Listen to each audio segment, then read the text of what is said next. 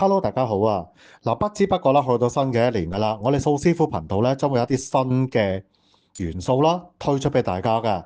咁咧，首先咧推出嘅咧就會係一啲咧小一系列咧嘅一啲嘅片啦。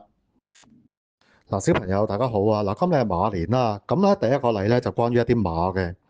好啦，精品店啦有咧大馬嘅擺設一隻，而小馬擺設係兩隻，總共有幾多隻馬擺設咧咁我哋先咧睇翻一個做法，就係共有馬擺設咧係1+2啦，係得三隻嘅。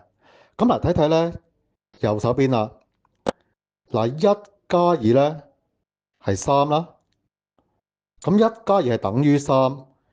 如果用直式寫出嚟嘅時候咧，可以寫1+2，咁下低咧有個橫線啦，咁下邊答案咧係三啦。嗱，去到咧第二個例子啦，嗱甲咧有3個氣球啦，乙咧有咧5個氣球。好啦，兩個人總共有幾個氣球咧嗱，首先你睇翻咧，共有氣球啦，就係得3+5啦，係得8個。嗱，睇睇條式，嗱3+5是8啦，咁睇下3+5係等於8。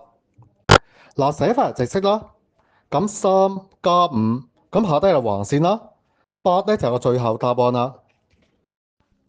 多謝大家咧睇我哋咧呢一條嘅片啦，記得訂閱我哋頻道、Like、Subscribe 同埋 Share，分享俾身邊咧所有嘅朋友啦。多謝你哋，下次再見。